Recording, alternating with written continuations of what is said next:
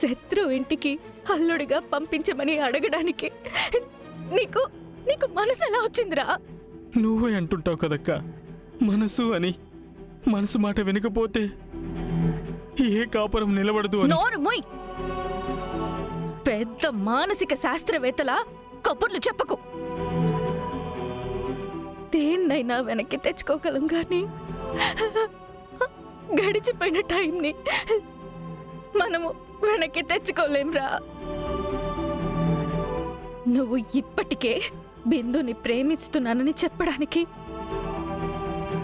ఒక్క జీవితకాలం ఆలస్యం చేశావు. మర్చిపోరా మర్చిపోరా మర్చిపోరా. నీకు దండం పెడతానురా.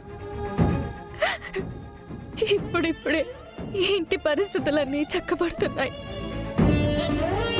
నేను మీ బావ ఒకరికొకరు దగ్గరయ్యాం, అన్యోన్యంగా ఉంటున్నాం.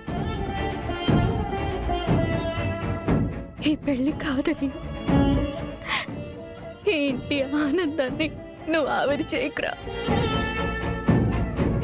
పూరి అమాయకురాలురా. పంచ ప్రాణాలు నీ మీదే పెట్టుకుందిరా. తన కంట్లో కన్నీళ్లు చూడాలనుకోకురా. కన్నీళ్లు చూడాలనుకోకు. ఏమక్క, బావ చెల్లెలిగా పూరి కళ్ళల్లో కన్నీళ్ళు చూడకూడదు అనుకుంటున్నావు? మరి బిందు నీ ఆడపడుచు కదక్కా. తన కంట్లో కన్నీళ్ళు చూడ్డం నీకిష్టమేనా? అయ్యో అయ్యో అయ్యో.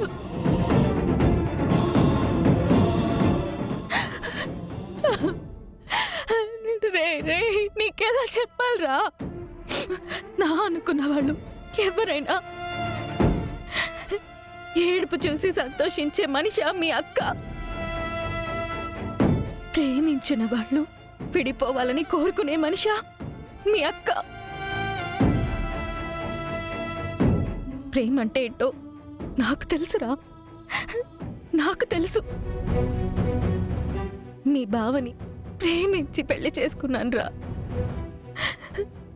కానీ నీ ప్రేమ గురించి చెప్తున్నావే, ఈ టైమే రాంగ్ రా. నేను మీ బావని ప్రేమించి ఫెయిల్ అయ్యాననుకో, మీ బావకి పెళ్ళైపోయిందనుకో, అయినా నేను మీ బావ కోసం ఎప్పటికీ నేను ఎదురు చూస్తున్నానే అనుకో, నువ్వు నన్ను నీచంగా చూడవా? నా క్యారెక్టర్ బ్యాడ్ అనుకోవా? పూరితో నిశ్చితార్థం అయిపోవడం అంటే సగం పెళ్ళ అయిపోయినట్టే. ఇప్పుడిప్పుడే ఆనందాలతో వెలుగుతున్న ఈ ఇంటిని చీకటిమయం చెయ్యకురా ప్లీజ్. బిందుని మర్చిపోరా ప్లీజ్. నువ్వు నా కన్నవి కదూ, నా బంగారు కదూ. నీ ప్రేమ కదా గతించిపోయిందనుకోరా. చూడు, నువ్వు పూరిని పెళ్లి చేసుకుంటున్నావు అంతే. ఇంతకు మించి మరో మాట లేదు. ఉంది అనుకున్నా మళ్ళీ బిందు గురించి ఆలోచించినా నేను చచ్చిపోయినండి చచ్చిపోయినండి చచ్చిపోయినండి. అక్క అక్క